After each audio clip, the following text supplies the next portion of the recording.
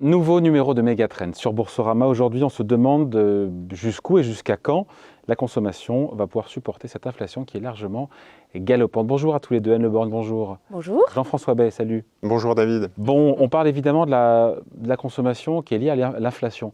Anne, on est d'accord, tout ça est lié. On a une inflation qui est partout, alors qui n'est pas hors de contrôle, mais qui est quand même qui grimpe de plus en plus vite, on ne voit toujours pas le pic d'inflation aujourd'hui.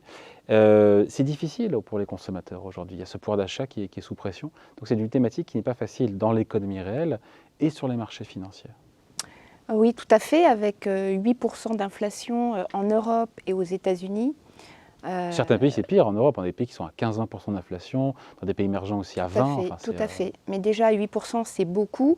Et c'est vrai que le pouvoir d'achat des consommateurs est significativement sous pression. Et le consommateur, il est clé dans nos économies parce que la consommation, c'est 2/3 du PIB des économies développées. Donc, c'est vrai que la consommation joue un rôle très important dans la croissance économique et qu'on se pose des questions sur la santé des consommateurs aujourd'hui. Et en ligne de mire, on pense, après je vous passe la parole Jean-François, on pense le consommateur américain, on a toujours l'image que c'est lui qui drive quasiment la croissance mondiale. Est-ce que, c'est une réalité, et est-ce que voilà, est-ce qu'en termes d'épargne, en termes de revenus, est-ce que c'est un sujet aussi aux États-Unis ? Oui, le consommateur américain, il est très important. Déjà, sur les marchés financiers, les États-Unis représentent 2/3 du MSCI Monde en général, donc c'est très important. Et ce que je voudrais dire sur le consommateur américain, c'est que par rapport à 2008, il est quand même dans une meilleure santé. En termes d'endettement, en termes d'épargne, en termes de... Oui, en termes déjà d'endettement et surtout la structure de son endettement. En fait, aujourd'hui, la part de son endettement à taux variable dans ses crédits représente seulement 5%. Ce qui n'était pas le cas en 2008. En 2008, on était à près de 35%. Ouais. Donc c'est un élément différent qui est très important aujourd'hui. Quelle appréciation vous faites encore une fois d'un point de vue macro, avant qu'on parle de ces fonds lifestyle qui misent sur, vous allez voir différents types de consommation, avec certains secteurs qui résistent d'ailleurs plutôt bien, notamment tout ce qui est premium. David, comment on aborde cette thématique de la consommation ? Peut-être préciser, quand vous investissez dans un fonds lifestyle, vous investissez dans 3 grands thèmes. Une partie démographique. Dans nos pays développés, on pense beaucoup au vieillissement de la population. Donc ce sont des nouveaux consommateurs. Quand on parle de consommation, c'est des nouveaux consommateurs vieillissants qui n'ont pas le même style de consommation que les jeunes. On a aussi une nouvelle façon de consommer. C'est plus durable, c'est premium versus low cost. Donc on a des mouvements, des tendances qui sont aussi à prendre en compte. Et on a aussi des nouveaux outils pour consommer. Là, je pense à la digitalisation. Et donc, quelque part, ces 3 grands thèmes ont été impactés par les marchés financiers. La digitalisation, les valeurs de croissance, la tech, ça a été beaucoup impacté par la hausse des taux récente. Donc, ce sont des marchés qui ont énormément baissé. C'est la tech, depuis le début de l'année, la catégorie Cantalis qui a le plus baissé. On est de l'ordre de moins 30% sur ces marchés. Sur la partie nouvelle façon de consommer, la partie premium, donc consommation, vous l'avez dit, l'inflation est venue, capter une partie, il y a une réorientation vers les biens essentiels, donc la consommation non essentielle, un peu luxe et en apathie. J'ai pour preuve le prix de l'électricité qui a été multiplié par 4, le prix du gaz qui a été multiplié par 8, un euro qui est maintenant à parité contre dollar. Donc tout ça est venu ponctionner une certaine richesse de l'Europe et donc on ne le retrouve pas dans la consommation classique. Le seul élément qui s'en est sorti, c'est ce que je disais au début, le vieillissement, la santé. Donc ce sont des thématiques plus défensives qui sont seulement, en baisse de 9% depuis le début de l'année.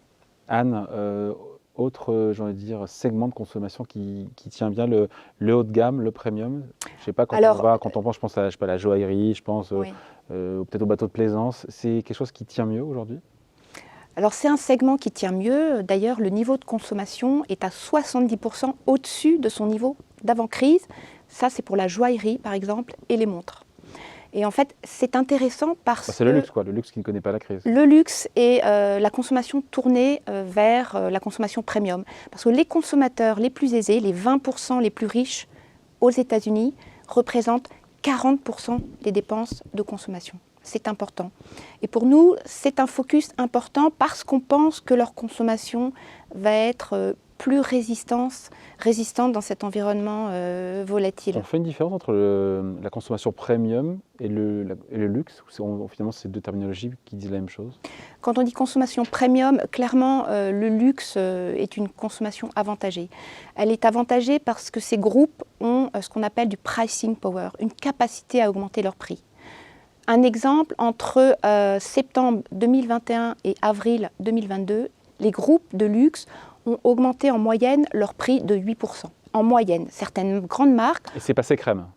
Pardon? Et c'est passé facile. C'est passé facile. C'est passé facile dans le sens où il y a de l'innovation derrière. Il y a des nouveaux produits, il y a une image de marque, de la communication derrière. Et donc, les consommateurs, en tout cas ceux qui ont des moyens, ont envie de se faire plaisir. Et puis c'est une consommation aussi de statut. C'est-à-dire quand on consomme des marques Nike ou quand on consomme une Rolex, on affiche un certain statut dans la société. Donc c'est peut-être ça aussi qui fait que ça résiste, puisque dans tous les cas, avant 50 ans, on a dit qu'il faut avoir une Rolex. Donc ça donne une stabilité en fait sur ces marques-là. Et puis ces consommateurs, ils ont capté les 2/3 d'excès d'épargne pendant la crise du Covid. Donc ils ont accumulé aussi une richesse pendant cette période. Quand on investit, Jean-François, sur cette thématique du lifestyle, on est positionné quelque part sur toutes les grandes tendances de consommation dont on a parlé. Là, à la fois le digital, à la fois les divertissements, la santé, le premium, on a un mix de tout ça, même si tout ça n'avance pas à la même allure. Hein. Alors c'est une bonne question. C'est vrai que les fonds se sont positionnés un peu à l'intérieur de ces thématiques. Il y a des sur- ou sous-pondérations. On va avoir des fonds lifestyle, je pense à Wellbeing, NN ou Robeco, qui sont plus orientés, certains sur la santé et sur le vieillissement et sur l'Europe, parce qu'il y a aussi une pondération par pays, par zone géographique. On va avoir des fonds qui vont être plus positionnés sur la partie consommation, bien-être, sport. J'ai en tête un fonds Allianz Sport et Bien-être. Donc là, on va retrouver des marques type Nike et donc consommation aussi pour les jeunes, les millennials. Donc ça a un profil de rendement risque différent. Chez CPR, vous avez un positionnement affirmé avec une dominante, je ne sais pas ou... Alors nous, on est au cœur de la consommation, avec la consommation qui est un élément important, notamment la consommation premium à travers le luxe, parce qu'on considère... Donc il y a un biais luxe. Un biais luxe dans le portefeuille, parce qu'aujourd'hui on considère que les valorisations du secteur de luxe sont revenues à des moyennes attractives, leur moyenne historique de 10 ans, et que c'est un secteur qui est bien positionné pour rebondir dans les prochaines années. Et puis on a toute une part d'investissement dans tout ce qui est loisirs, et en particulier les valeurs exposées au voyage. Parce qu'on a eu un switch de consommation des biens vers les services, notamment tout ce qui est voyage, tout ce qui est hôtellerie, qui ont des croissances très fortes actuellement. C'est le retour, on a eu l'aller, c'est le mouvement inverse qu'on a eu pendant la crise sanitaire. On a aussi j'ai coupé Jean-François tout à l'heure, je me suis rendu compte. C'est pas bien. On a aussi un troisième biais, c'est le biais tech. Ouais. Donc le digital est aussi parfois joué par les fonds et on retrouve cette dimension. Donc j'ai des valeurs comme Microsoft, Apple, donc c'est des valeurs de paiement, Mastercard, Visa, etc. Donc ce sont des valeurs que l'on retrouve, ce sont donc des biais forts, avec du coup des contre-performances. C'est des fonds qu'on retrouve vraiment en bas des classements, puisque vous avez vu que la tech est un peu massacrée. Je voyais ce matin l'introduction en bourse de Deezer. C'est aussi une nouvelle façon de consommer la musique. Moins 35% en bourse. Ouais. La valorisation est maintenant à 700 millions d'euros. Donc ce n'est plus une licorne. Donc on voit justement un peu un retour de bâton sur l'ensemble de ces valeurs. Et donc il faut que le gérant fasse le tri entre le bon grain et l'ivraie. Microsoft, Apple, enfin quelles sont les sociétés tech rentables qui vont passer à travers cette crise et les sociétés tech qui sont surendettées, qui ne sont pas profitables et qui vont justement être massacrées. Anne, il y a ce filtre-là, effectivement, ce momentum pour la consommation qui est plus compliqué. Oui, c'est plus compliqué parce que la consommation est difficile, mais d'un autre côté, quand on voit les révisions de bénéfices du secteur de la consommation, depuis le début de l'année, les bénéfices 2022 ont été révisés de 15%. Les bénéfices du MSCI Monde, pour l'instant, n'ont pas été révisés sur 2022. Donc c'est un secteur sur lequel le sentiment sur la consommation est extrêmement négatif. Il y a beaucoup de mauvaises nouvelles qui sont intégrées dans les cours. En tout cas, il y a une partie des mauvaises nouvelles qui est intégrée, même si ça va rester encore volatile. Nous, on pense qu'il y a certains secteurs qui reviennent sur des valorisations intéressantes, des valeurs de croissance de qualité qui sont très profitables. qui peuvent être intéressantes voilà, à regarder à partir de maintenant. Il n'y a pas, David, de décollecte depuis le début de l'année sur les fonds lifestyle et sur les fonds thématiques d'une manière générale. Globalement, la baisse des encours est liée à la baisse des marchés, et les investisseurs restent relativement zen sur les actions et sur les actions thématiques monde. D'une part parce que c'est monde, donc on sort un petit peu de l'Europe normalement. Puis il y a beaucoup de valeurs qui sont incontournables en plus. Il y a des valeurs incontournables. Les valeurs américaines, on profite de l'effet devise au contraire sur le dollar, donc c'est un peu des marchés refuges. Et puis les investisseurs ont intégré ce qu'on leur a dit, c'est-à-dire qu'ils regardent l'émission Megatrend, on leur dit que c'est du moyen long terme, qu'on a le temps et qu'on joue ces thématiques. Donc du coup, ça s'est retrouvé dans cette décollecte, ou en tout cas dans cette collecte. Ils ne sortent pas, ils attendent. Il y a des mouvements très clairement sur des ETF, sur l'énergie, enfin voilà, les métaux, etc. L'or, il va y avoir des mouvements très spéculatifs, mais ça ne touche pas les grandes valeurs thématiques, et en particulier la partie lifestyle. Une trentaine de fonds, et on finit là-dessus, une trentaine de fonds qui sont commercialisés en France, qui jouent cette thématique lifestyle, qui est assez vaste, on l'a dit encore une fois. Qu'est-ce qu'il en ressort sur cette trentaine de fonds? Alors c'est à peu près 6 milliards d'euros. Ce sont, j'allais dire, chaque grande société de gestion a un fonds bien-être, sport, lifestyle pour jouer sur ces c'est très extensif, lifestyle, sport, etc. Voilà, c'est ça. Donc on voit que c'est un peu polymorphe, c'est très fragmenté. L'autre élément aussi, c'est l'ESG.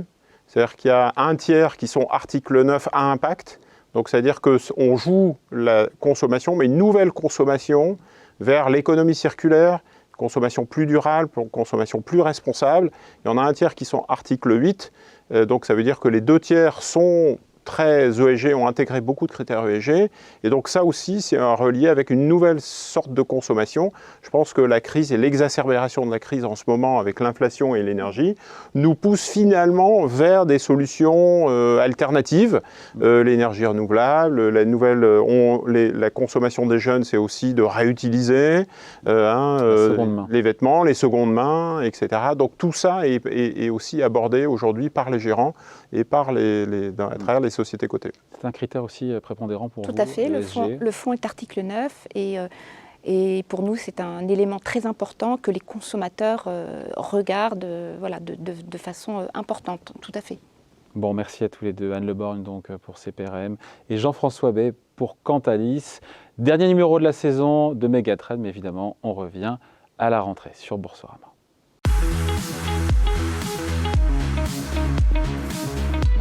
Thank you.